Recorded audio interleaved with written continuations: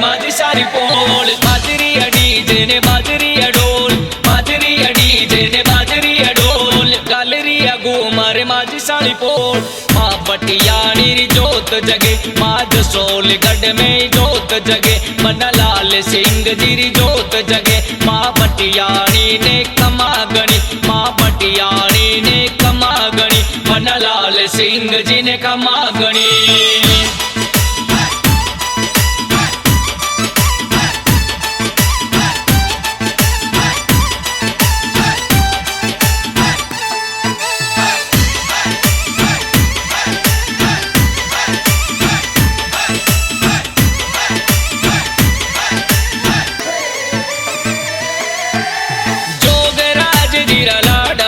स्वरूपा जिणरो नाम जी स्वरूप कंवर हो नाम जी जैसाने गढ़ जन्म लियो चारो जोगी दास हो गाम जी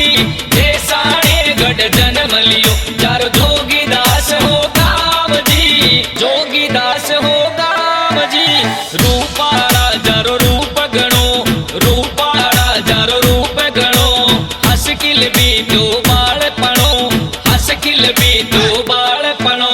बटियानी ने कमा गणी मन लाल सिंह जी ने कमा गणी मारी माँ बटियानी ने कमा गणी मारी माँ बटियानी जोत जगे मारी माँ बटियानी जोत जगे मन लाल सिंह जी जोत जगे मारी माँ बटियानी ने कमा गणी।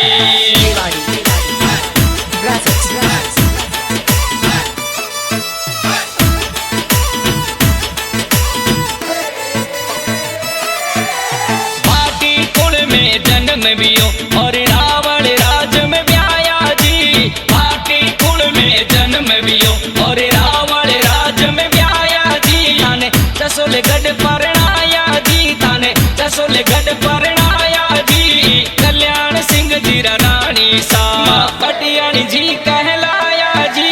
खुशियारी घर में आई है बहार खुशियारी घर में आई है बहार रावण में हुई है राजकुमार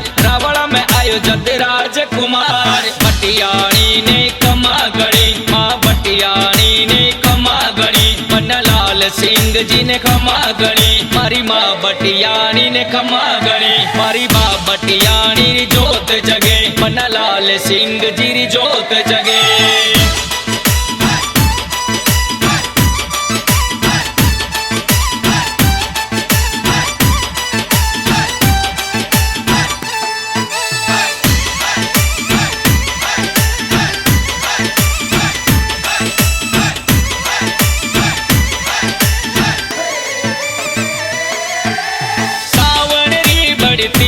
बटियाले झूला झूलन जावे जी सावण री बड़ी तीज में बटियाले झूला झूलन जावे जी माँ गाँव में रमण जावे जी माँ घूमर रमवा जावे जी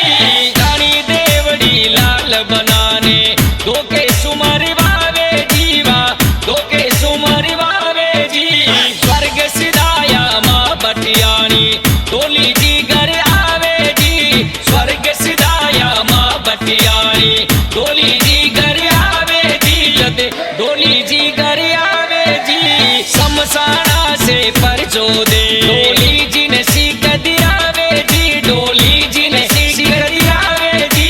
लीलियालो सूर्यो आवे तारी पोल लीलियालो सूर्यो आवे तारी पोल आरती री बेड़ा बाजरी डोल आरती री बेड़ा बाजरी डोल सूरज सामी बनी तारी पोल सूरज सामी बनी तारी पोल मात भवानी ने कमा गणी मारी माँ बटियानी ने कमा गणी मारी माँ बटियानी ने कमा गणी मन लाल सिंह जी ने कमा गणी मन लाल सिंह जी ने कमा गणी कल्याण सिंह जी ने कमा गणी मारी माँ बटियानी ने कमा गणी मारी माँ बटियानी ने कमा गणी।